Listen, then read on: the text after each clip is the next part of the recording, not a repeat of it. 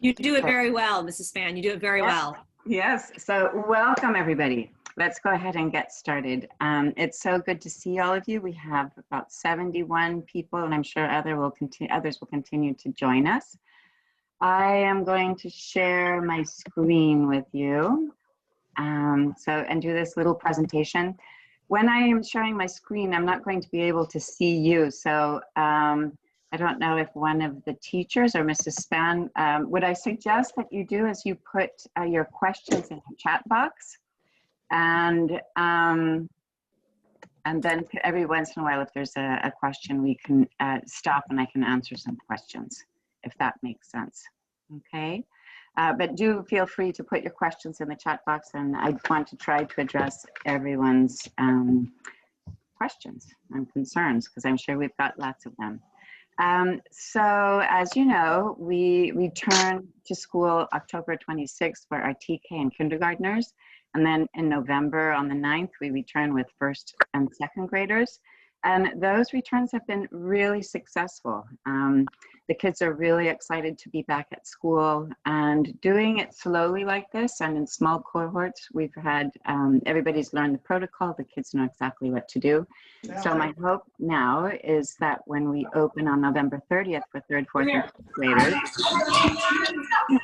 everybody will be, will have the same kind of success. Okay. Just a reminder to please mute your phone. Thank you. Can you guys mute your phone?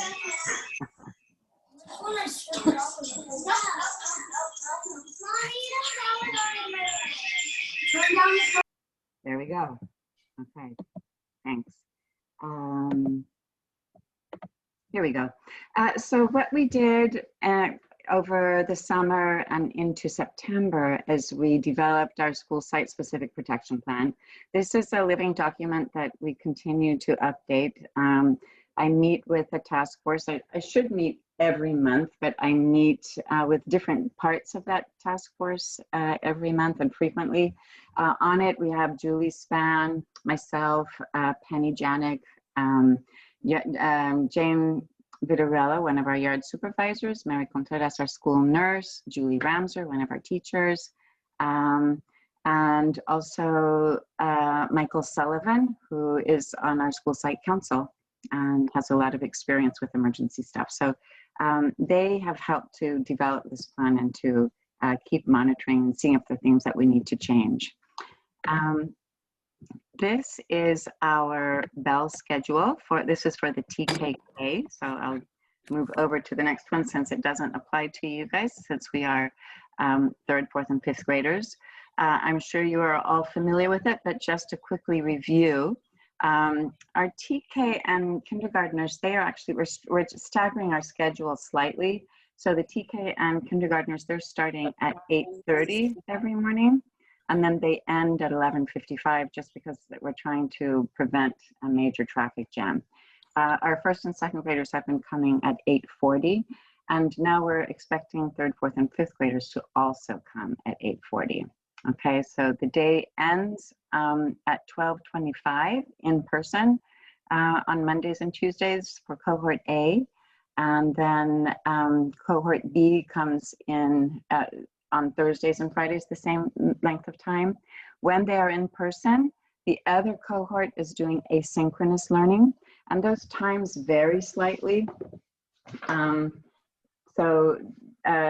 If when they are in person, the kids will get 210 minutes because we don't include the 15-minute recess that they get. So when they go home, they have to do an additional 20 to 30 minutes of asynchronous to complete 230 minutes of instruction, okay? But that's just for the bare minimum. So teachers are also providing extras. You can see they would do asynchronous from 1:05 to 2:15. And that could be PE and music or Imagine Learning or Lexia. Cohort B in the morning, they should do, our third graders should do 150 minutes of asynchronous learning, and fourth and fifth graders should do 160 minutes of asynchronous learning. They don't have to be doing asynchronous for that whole period from 8:40 to 2:25. Okay, so there's a little bit of leeway there. There's a grab and go lunch that the kids take. This is being provided by NUSD for all students. You don't need to request it. It's automatic. It goes home with the kids.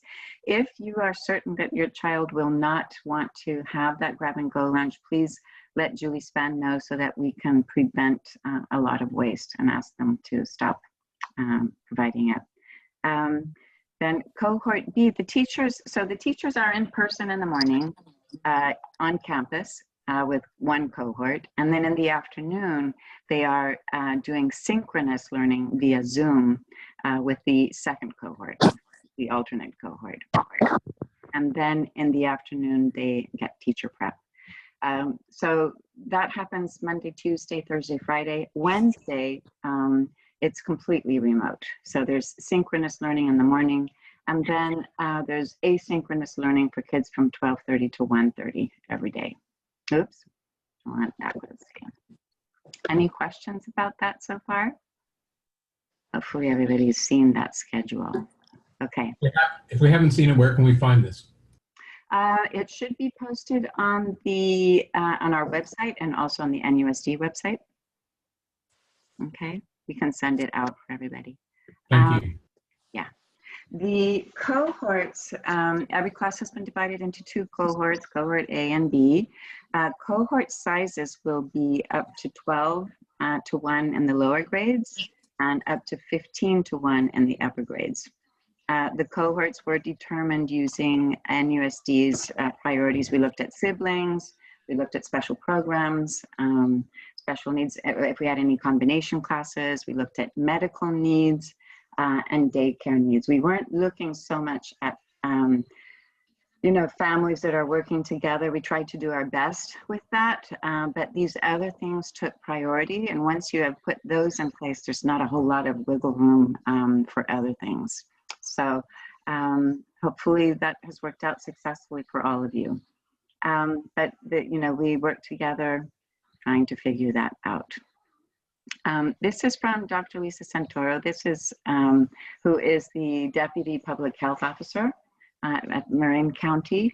And this is the handbook that's been developed. It's being revised constantly because it is also a living document. I think the newest edition will come out on Monday, but it doesn't vary that significantly, really. The whole point really is to limit social gatherings. So they're saying I'm listening to it right now. No more than 3 households together, and then also not to have your children in more than 2 cohorts. Like you could have 1 cohort at school, 1 cohort for sports. The cohorts do not include the household, you know, your family or transportation, okay? But try to limit interactions to no more than 2 cohorts, okay? Always the physical distancing, face coverings, hand hygiene, stay home if you're sick, okay? That goes for your children as well. If they have, if they are exhibiting any of the symptoms that we know of COVID, they must stay home. So on November 9th, Marin County moved into Tier 3, but as of, you know, the orange tier, but as of November 17th, we are back in Tier 4, the red zone. And there is a possibility that we'll move into the purple zone in the next couple of weeks. We will continue reopening unless the county moves into purple, at which point re-entry for 3rd, 4th, and 5th graders could be put on hold. But since we have opened successfully for TK through 2nd grade, it's not a given. In other words, even if Marin County moves into purple, we could still be opening 3rd, 4th, and 5th graders on campus, okay? Because we already have kids on campus and we've been successful at ensuring that that everybody's safe. So there you have it. So I would definitely look out for communications from Chris Koska, who will be, of course, be making the final decision how that's going to be. This scenario, this is sort of decision tree. This is format is what we use to determine how we proceed with different scenarios. So the first scenario, scenario 1, is a student or staff member or anyone in their household exhibits a cough, shortness of breath, difficulty breathing, loss of smell, or exhibits 2 or more of the COVID-19 symptoms, like a fever of 100.4, that kind of stuff.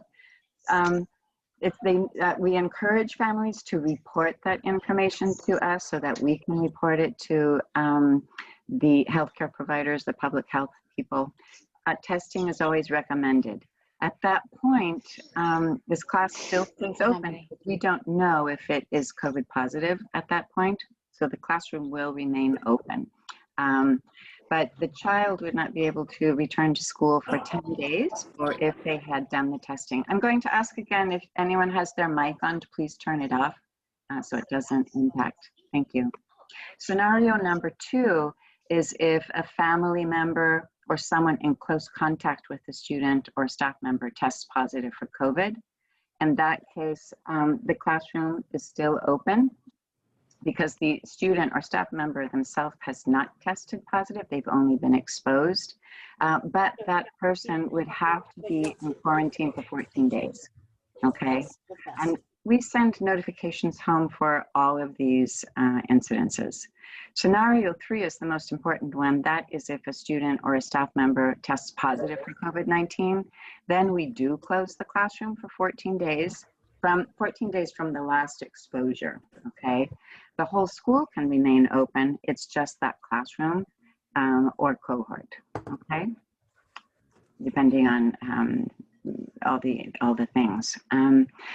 Then if the student or staff member tests negative for COVID after having exhibited some of these symptoms or confirmed close, then the classroom may reopen 24, and then that person can return to campus 24 hours after the symptoms have gone, okay? So as I'm sure you have heard that we did have a student who tested positive.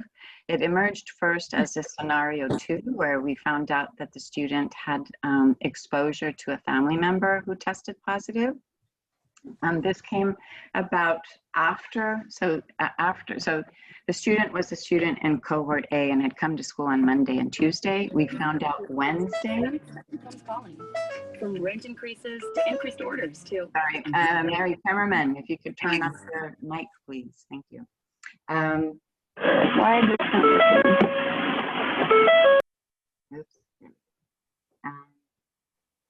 we found out that a parent had tested positive, so therefore that child went into quarantine, but then it went into quarantine for those 14 days.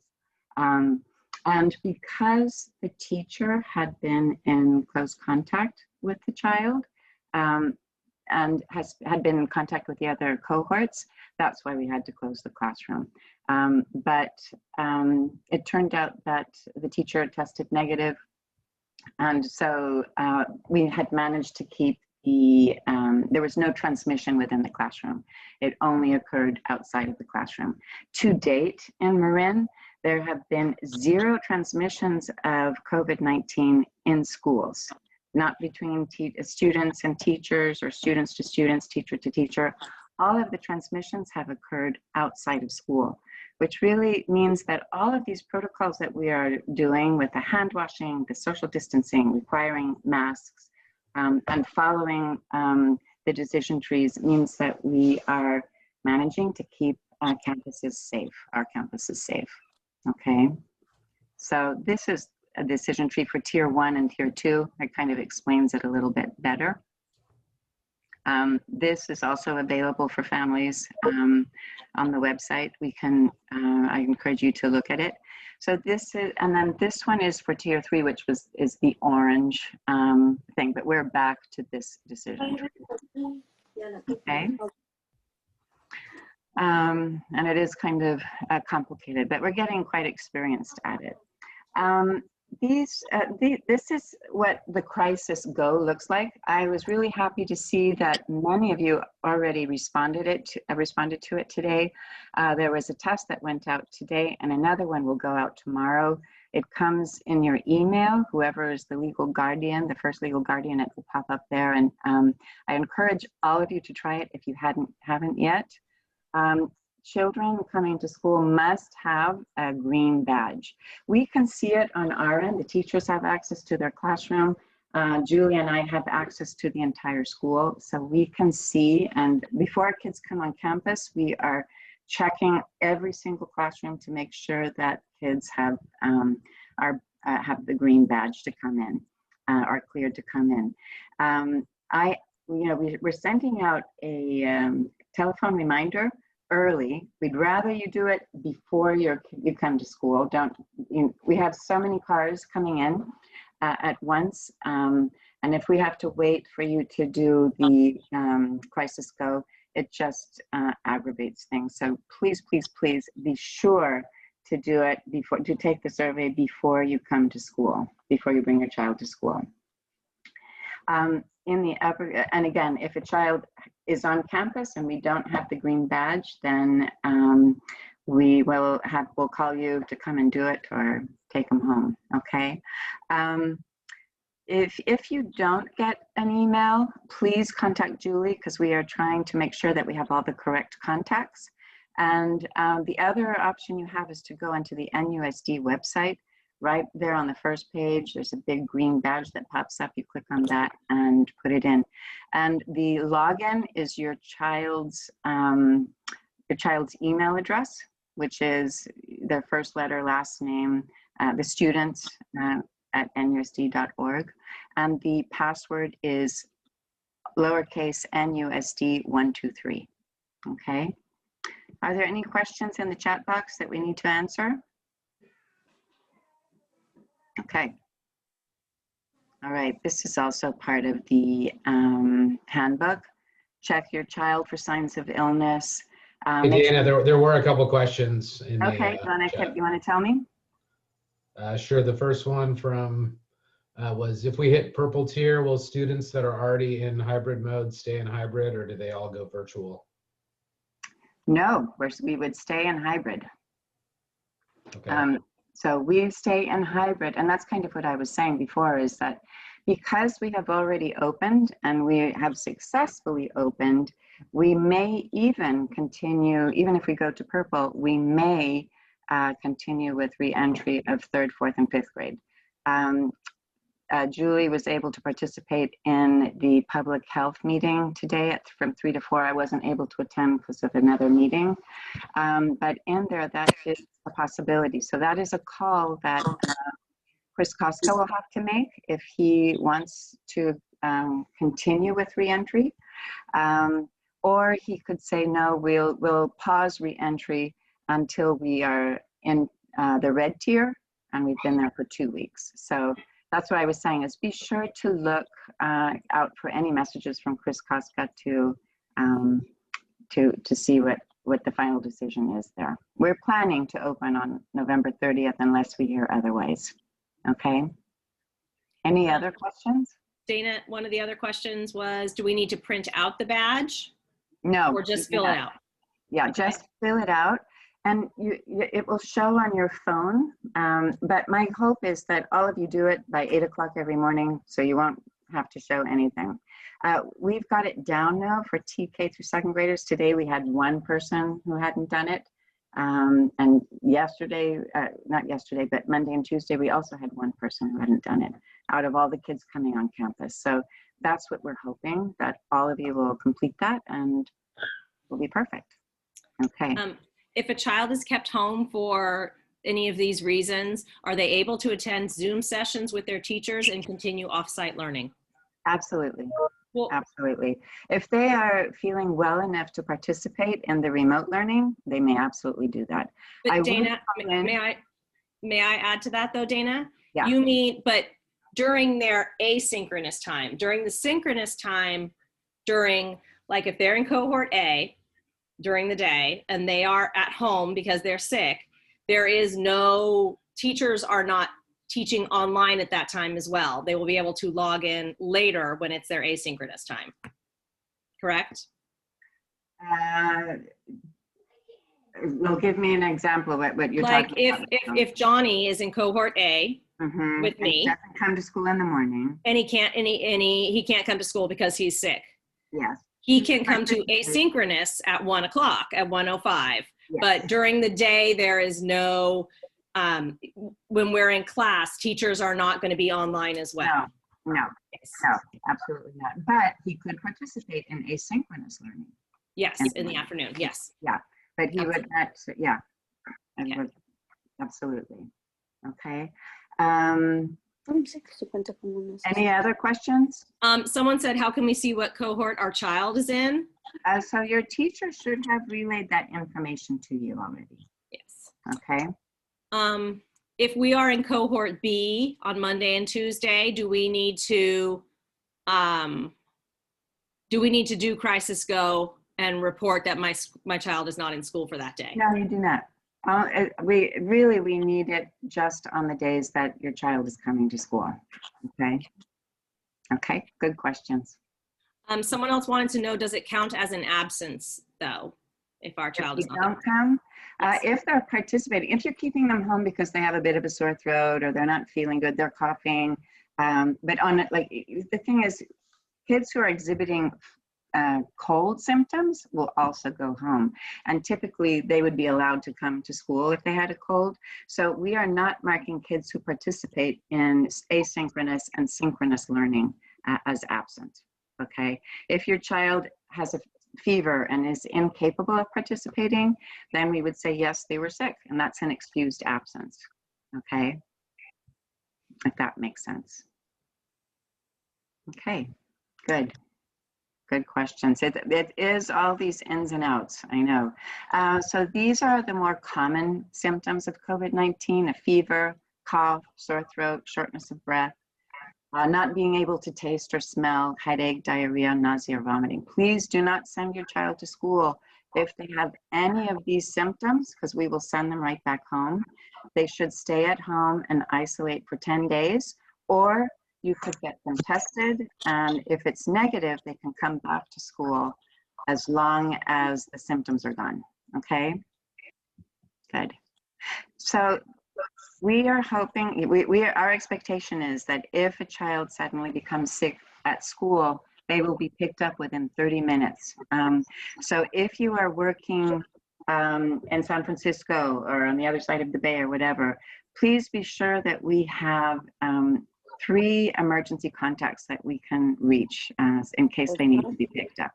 Okay. We have an isolation area where kids will sit. It's actually outside the front office on the bench, you know, where we normally have the benches. We have chairs that we'll put out there. So they'll be outside. We need to be able to monitor them, but we don't want them in an enclosed space with another person in case it is COVID. So really be sure that there's somebody who can come and pick them up right away. Dana, you have a couple other questions. Do you want them now? Sure. What if a brother or sister is sick? Should they all stay home? Only if the brother or sister has tested positive for COVID. If they are just sick with, you know, looks like flu symptoms, but the student does not exhibit any of those, they can come to school. Okay. One more. Where should kids go upon arriving at school? We're gonna get there. Mhm. Good question. Okay, good. We'll get to there in 1 second. So we, just like we have the survey for students, we also have a survey for all of the staff members, this QR code that they have to do when they enter or exit school. Okay, so we are doing all this contact tracing to make sure that if a case develops, we can track it all the way and make sure to, that everybody who had contact with that person is safe. We've got these signs posted all over campus about wearing face coverings. We are expecting all children to wear a mask. Any child who comes on campus must wear a mask. I have to tell you, our TK kindergartners, first graders, second graders, I wondered how that would work, but they are doing a phenomenal job at it without any difficulties. They're also maintaining distance. And so, you know, it's like this is the new normal. fortunately or unfortunately.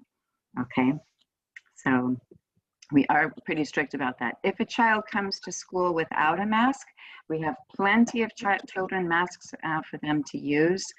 Same for an adult if they need them.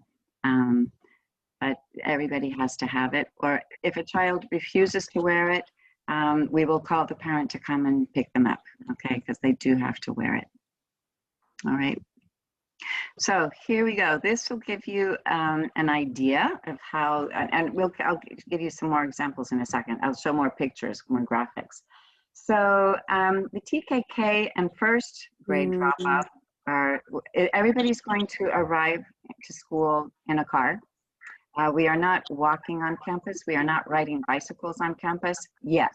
I hope that once everybody knows the protocol, then we can allow kids to start walking on campus and riding their bicycles. There is no yard supervision before school. Everybody arrives within 5 minutes of start time. Okay, so our TK and kindergartners, they're arriving, like I said, at 8:30. They're going into this classroom with, it's no longer Miss OK, it's Miss Coniaris, and Mrs. Ramser and Mrs. Robertson. These kids now, the kindergartners and first and second graders now know how to line up properly on the playground. So when they come on campus, they head right up there and line up, and the teachers bring them in. Second graders are coming through through this front gate, and they go through the breezeway and they enter the classrooms over here. Third graders are going to come through the gate, and then Mrs. Arnold's class are going to go through the breezeway, and I'll show you in a second. We have X's outside the classrooms where they line up and enter the classroom. We want to be sure that before kids enter the classroom that they are doing hand sanitizing and social distancing and all of that. Mrs. Chinelli's class and Mrs. Block's class go through the gate all the way through the outdoor classroom and around here. So they're going to, all of the kids enter the classrooms through the outside doors. We're not having kids go through the common rooms at all, okay? Fourth grade is going to come through the main gates by the office. Mrs. Villaluna's class will go in here. Mrs. Barrera's class will go through the outdoor classrooms around the back and enter this through this door here. Again, I'll show you pictures in a second. And then fifth grade is going to come through the driveway. And so the driveway will be closed. There's not going to be any access to the here for cars. So please make a note of that. And so Mrs. Herrera's class will enter through here, and Mr. Jones and Mrs. Barrera's fifth graders will come here. Okay, here you can see what it looks like. Here's the TKK first grade drop-off right near the kindergarten and first grade classrooms. This is the second and third grade drop-off. And it's also the pickup, okay, the same spot. Here, so they're going through Mrs. Chinelli's and Mrs. Block's. Sorry, it was raining that day when I took the pictures. They will go through the outdoor classroom, through these gates, around the back, and they can line up here. There's C1, C2, and C6. Notice that these are 6 feet distance. So that's where they're gonna line up, okay? These are the X's outside Mrs. Arnold's class, and they can hang their backpacks outside. This is Mrs. Chinelli's class where they're gonna enter. The E stands for exit and entrance. And then this is Mrs. Block's class.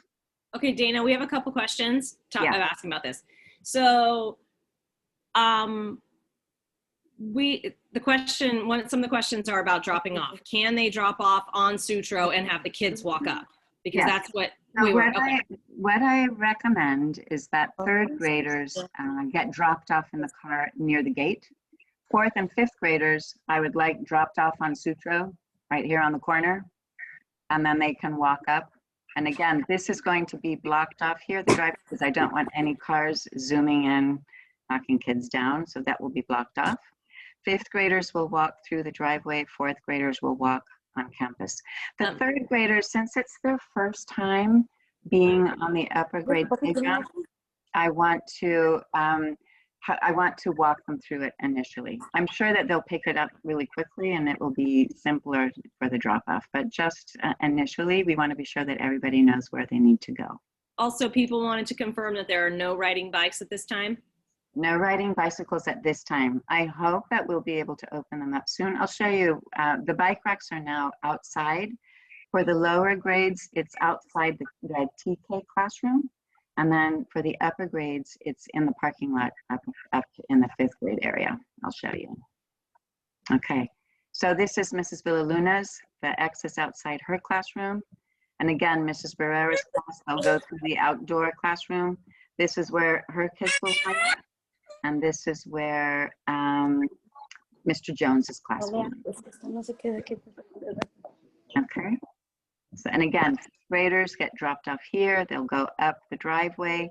Mrs. Herrera's class will enter through the back door. You can see here's one set of the bicycle racks. The other one is along the MPR room wall here. And then they'll walk through this gate around the back, around near the lunch tables and come in. We're trying to limit the number, groups of kids in the breezeway or in common rooms. That's why we are creating this procedure. Again, this is Mrs. Herrera's class outside, and this is the lineup for Mr. Jones and Mrs. Barrera's class.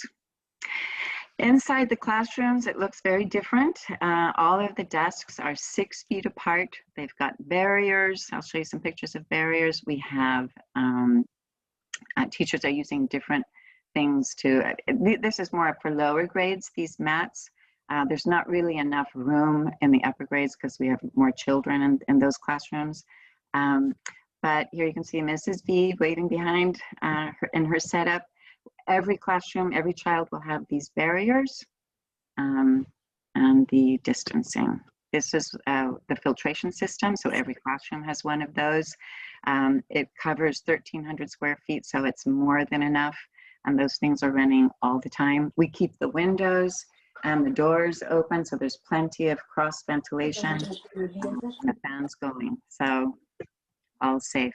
Every classroom also has this EPE bin where they have masks and gloves and hand sanitizers and wipes and sprays, and those are replenished as needed. Okay, so we have a 15-minute break during that day. TKK go from 10:15 to 10:30, first grade from 10:30 to 10:45, and then 3rd, 4th, and 5th graders go from 10:45 to 11. There's one supervisor who is assigned to each classroom. So they're working with 2 cohorts at a grade. And then since it's so short, it's a very short, it's only 15 minutes for a bathroom break. 10:15 a 10:30 van al baño y un snack y tiempo de jugar 15 minutos. Señora, si puede apagar su, porque lo oímos hablando, si le puede apagar.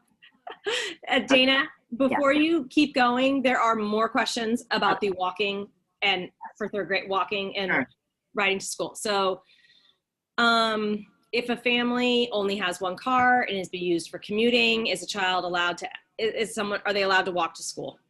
Yes. They could. Okay. Yeah. Okay. All right. Yeah, what about kids? What if they're farther away and want to need to ride their bikes? No, so you can drop them closer to school. We're not riding bikes right now. Okay, I'm being firm about that. No bikes right now. Okay, and I want people to understand, like kids need to understand the protocol.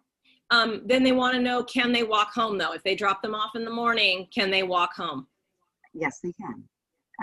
Again, I really want kids to be monitoring, doing all that social distancing and stuff. I have to tell you, I see groups of 15 kids at PV in the afternoon without masks, playing close together. And that, if that's one cohort, that's one thing. But, we really do have to make sure that our kids are being responsible outside. Any other questions? I was going to say one other thing. If you are a family that has 3 or 4 kids and they're all in different grade levels, drop them off at the same time. You do not have to go round and round, just drop them off. Okay? That was a question I missed. Sorry, I forgot that one. No, anticipating. Hey, Dana, sorry, this is Nina. Can you back up and show us the picture of what the classrooms actually look like and the desk spacings? Are the kids sharing desks? Like No. the Monday, Tuesday, I mean, it's being cleaned on Wednesday and they share them on Thursday, Friday, right? So there are 10 desks in the lower grades and up to 15 desks in the upper grades, depending on how many kids. So the desks are sanitized between use. Okay, so they will be sharing the same desk, not the same borders, not the same trifold thing. Privacy Okay? folders. Yeah, those are different. The privacy things, yeah. They're not so private, but the, okay, those are, we have one for every child. Dana, there's another question about air filters. Has the resource room received an air filter yet? Not yet, not yet. But currently the resource room is, special ed is being served remotely. So we're still okay with that, but that is something that special ed said that they will provide. Okay, the air purifiers for the upper grades just arrived yesterday. So we're planning a bit of catch up. Hopefully everybody will have it in place before we have kids in the classroom. Okay, and what I'm saying is all the upper grades now have them. We will have it for special ed before special ed serves kids in that classroom. Okay. One more question that came up is if we have to drop off in the office on the first day back some paperwork or medications, do they just give it to the children to bring in, or should they come to the office and drop it off? What do you think, Mrs. Span? Are you there still? I would say if you need to drop it off like at 9 o'clock. That would probably be best. Okay. Or they could, if they're driving through the drive-through, they can hand it off to a yard supervisor or to Dana, or I'm out there sometimes. Yeah, it can get a little chaotic, and especially with the additional. I'm worried. I don't think that would be the best thing the first couple of days. Just we're going to have 80 additional kids coming on campus at the same time. So they can also always bring it tomorrow if they have it available. They can bring it. I think tomorrow, or if you could come even at 8:45, 8:50 to drop it off, that would be good. Okay. But if worse comes to worse, yes, give it to a yard supervisor or myself, okay, if you absolutely cannot. Any other questions? So I wanted to finish talking about this because this is different as well. So again, in an effort to keep kids safe and specific cohorts. So when kids go out to play, they're going to be assigned an area that they will play in that week. And then the following week, they'll move to another one because we've identified 7 areas outside for kids to play in. So just because we won't be able to blend any cohorts, they have to stay within their one cohort. So we have balls for each cohort and jump ropes, but like kids won't be able to play on the basketball court the whole time. They'll have to rotate through, okay? The play structures are going to be open. The fields are going to be open, tetherball, foursquare, all of those things are open, but by cohort only. Here's the grab and go lunches that I talked about earlier. And they're a big bag full of all kinds of stuff. The drinking fountains have been turned off because we don't want kids using them. The water filler is still open. So we are encouraging families to send their children to school with reusable bottles. They can also refill them in the classroom and the classroom sink or at the water bottle station, okay? The bathrooms. Yeah. Oh, sorry, wait, can we go back to break for a minute? Someone wanted to know what happens if it rains for their break. Then they sit in the classroom and behind their barriers. We do ask, we're not having the kids eat in the classroom though. If they're gonna have a snack, they'll sit out in the breezeway. And again, we have a yard supervisor for every classroom, which is great. And because the recesses are staggered, we can provide that, okay? Yeah? Rachel? All right. Rachel, you're muted. Oh, sorry. Geez, I've only been doing this for like a million hours. Sorry. They wanted to know if they could donate jump ropes. Sure. That'd be awesome. We would love to have that. We have some. I don't know that we have tons, but we do have some. Miss Jane has purchased. She's been fabulous. We are allowing one student at a time into the bathroom. As you probably know, the bathrooms have typically been a place where kids hang out and play. That is no longer allowed, but it wasn't allowed then, but now we actually have a yard supervisor monitoring that during recess. We also have these 6-foot spacings between letting kids go in. Our custodian Juan goes and wipes down the surfaces before recess and after recess, and then they are thoroughly cleaned every night. Oops, what happened? I skipped that. Okay, so I wanted to show you this. So these are all the bathrooms. It's a little confusing here, but all the bathrooms, each grade level has been assigned one stall to prevent too many kids going in, okay, at once. And really, we do have hand washing protocol that kids will wash their hands coming into class, before they eat, after they eat, and before and after using the bathroom. Using the toilets themselves is not a concern, as long as they are washing their hands appropriately afterwards. So I would really encourage all of you to make sure that your kids know how to wash their hands properly. Someone asked, do they have warm water in the bathrooms? It's not warm water. No. And then someone asked, can they use the restrooms during class? Yes, they can. All right. All right. Okay. Classrooms are cleaned regularly. We have a schedule that's been posted and the custodians check off what's been done. Every night, all of the classrooms are, there's an ionizer spray disinfectant that is used that covers all of the surfaces and the air. So it completely disinfects the whole classroom. The play structures are also sanitized at the end of every day, okay? And that's just more, the high touch surfaces are wiped down and all of that. That's kind of it. We do encourage teachers to use the outdoors as much as possible, the outdoor classroom or the benches outside. But that was kind of it. Let's see if I forgot anything. I can't think. So now that I can see you guys, is there any questions that you have that were not addressed that you want to speak to? You can unmute yourself if you like. Okay. I want to reiterate that school really is, has been demonstrated so far. Okay, pick up. It works the same way. Thank you for asking. Sorry, you covered the drop off, but the pickup is the same, that we are picking kids up in the car.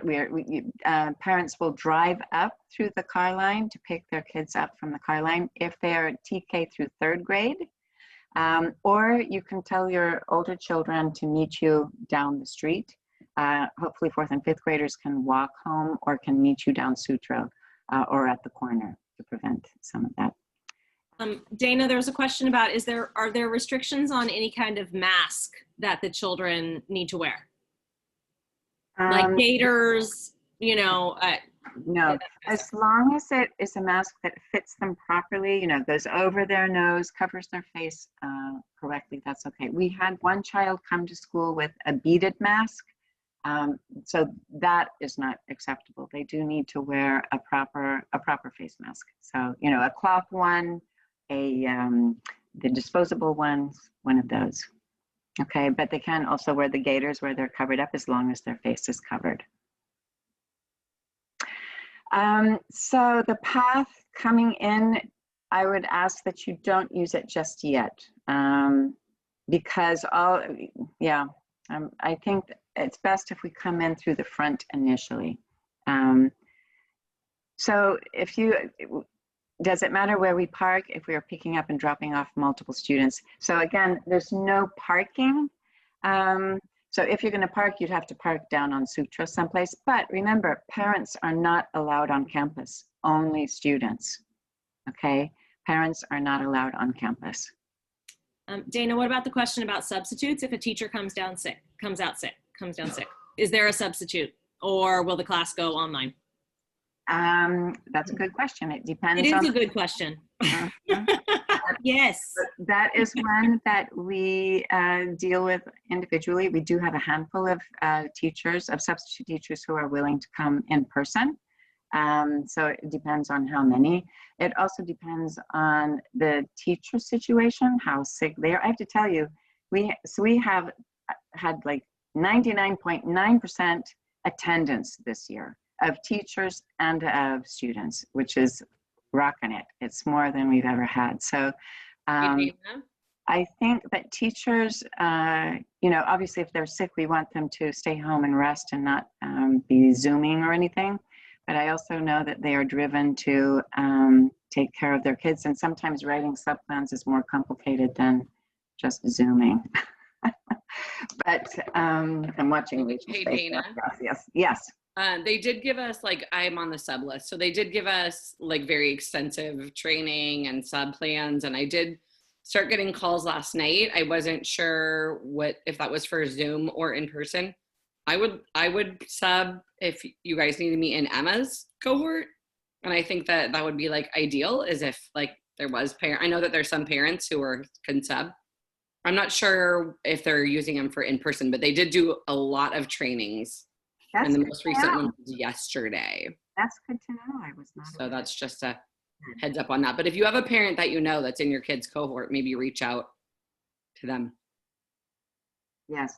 So I see questions about bicycles. My goal would be that as soon as kids know how to come on campus, that we would open up biking and also coming on campus. There is no playground supervision before school. We don't want kids coming on school before 8:30. Nobody should be on school before 8:30.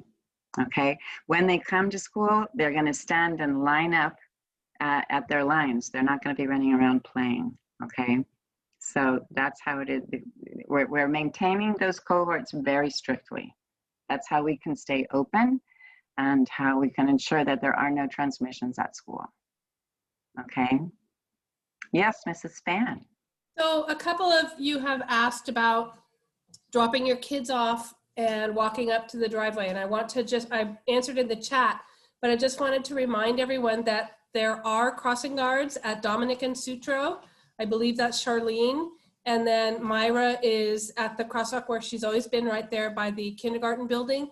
And they are there. I get to school at 7:30 and they are out there.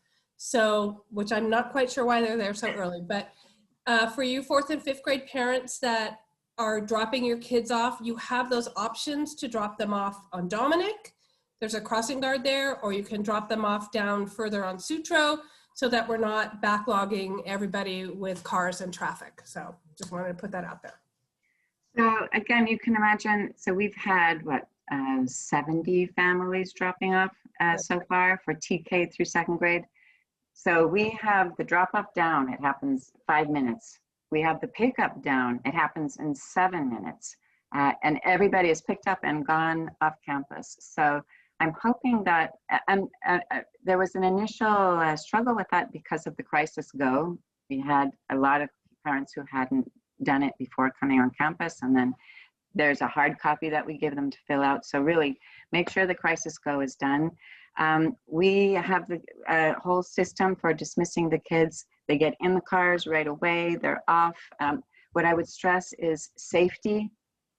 Go slowly, be patient. It seems like it's going to take forever, but we used to have the yard supervisors outside school for half an hour at the end of the day for dismissal. Our kids are dismissed a whole lot faster than they used to be. Okay, and it has been pretty safe. Okay. Dana, someone had a question about backpacks, and I know Judy, you said you got hooks outside, but some of us do not have hooks outside. So for backpacks, it will be a little different. For 3rd grade. 3rd grade right now is looking a little different. Miss Blocks are inside her classroom. Mine are in the common room, so we're not sure what we're doing with mine. They just might be on your chair. I'm not sure yet. So Rachel, I understood from Mrs. Span that you were going to keep them in your classroom because I had the Can I? I had them come out today to put the hooks. Okay. No, Inside. no, if you wanted them, you had to tell me. Okay, yes. Yes. So some third grade classes will be inside because there's no place, otherwise they're outside in the common room, and Danelle's are already in. Okay, so we'll we'll talk base tomorrow. Yeah. Because we want to make sure that gets, Yes. because I thought you were going to have your backpacks in the classroom. I thought so, but we have a lot of stools. Okay. So let's get that taken care of. She talked to me about it this afternoon, and I just haven't had a chance. That is okay, but I'm just saying third grade might look a little different. Okay, good. Any other questions? This is our tentative plan. We will see how it works. We will tweak it. We are very excited about having kids on campus. It really has been fabulous having the youngsters, and to get the older kids will be marvelous too. Even though it's a short amount of time, even though it looks really different than what we're used to, the kids just love seeing their teacher in person, you know, and just being and seeing each other and being in class. So I know it's a little nerve-wracking, but we've been doing this now since October, so I forget all the things that you guys don't know yet. So, but it's been working really well. Yeah. There's another question here. Should I have my 5th grader walk over to wait with my 2nd grader for pickup, or do they need to stay separate? They should, what you could do is you could have an agreed upon place where they go. Are they going in the car with you or? Kate, why don't you elaborate? No, just turn it on. Yeah, Kate, unmute yourself and elaborate. Kate. I do want, you know, to be considerate of parents and families, you know, if you have multiple kids to pick up, but I don't want mixing cohorts, you know, so what you could do is have an agreed upon place where the kids will be for that pickup. But, you know, contact me and let me know specifically, you know, what you need, and we'll make that happen. Hey, Sid. I can see. That's so good to see you. Yeah, see you soon. Dana, there was another question about picking up kids for the dentist or something. Where would parents, do they park in the parking lot, the street, walk up? How do they handle that? So you just give us a call, tell us when you're going to call when you're there, and we will walk the kids out, okay? Unless, did you need them to sign out, Julie? We are not having them sign out at this time, but if they, you know, they call and say, hey, Susie has a dentist appointment, I'll be there at 11:15. I will try my best to have Susie there at 11:15. I might go, oh, it's 11:15, I gotta go get Susie. So we're then going and getting the children and then meeting you out in front. So just park in your car, stay right there in the red zone. I'll get the child, get them to you, and off you go. Dana, did you see the question about bunching up, like as they're going through the crosswalk and different cohorts mixing together after school? I know I've talked to my kids about it, but. Yeah. So obviously we don't want kids bunching up after school. That's partly why we are doing all the shenanigans with kids coming on campus in different areas and from different areas and different things. So please do talk to your kids about that. One thing I will say is that contact is considered 6 feet for 15 minutes, okay? So if they are walking for a few minutes across the crosswalk in a bunch, that's not 15 minutes, they should be okay. If they're wearing their masks, if everybody's wearing their mask correctly, that's a huge safeguard right there. But do talk to your kids about playing safely. Like I say, I see after school, 15 kids without masks, skateboarding, having a party. Mostly 5th graders and middle schoolers. And I think, you know, parents really make sure you know where your kids are and what they're doing. Okay, good. Any other questions? Okay. There is one more question about kids that have IEPs and they have to attend out of class sessions. Will these be organized and new times decided on and sent to parents soon? And are these breaks online still? So we do have a schedule for our special ed, for students who are getting special ed services, and they will be served right now, not when they are on campus, unless there's something specific in their IEP. They will be served remotely. So if a child is in cohort A and is in school on Monday morning, they will get their services after school. They might also get them on Wednesday. They'll definitely get them Thursday, Friday during their asynchronous time. They won't be served when they would be meeting with their gen ed teacher. We do have a schedule for that. Katie Luden should be sharing those schedules with all of you. If not, I will make sure to do that. And on that matter, I'm sure many of you know that Katie is taking a leave of absence. Tomorrow will be her last day. She'll be gone for 12 weeks. We do have, I'm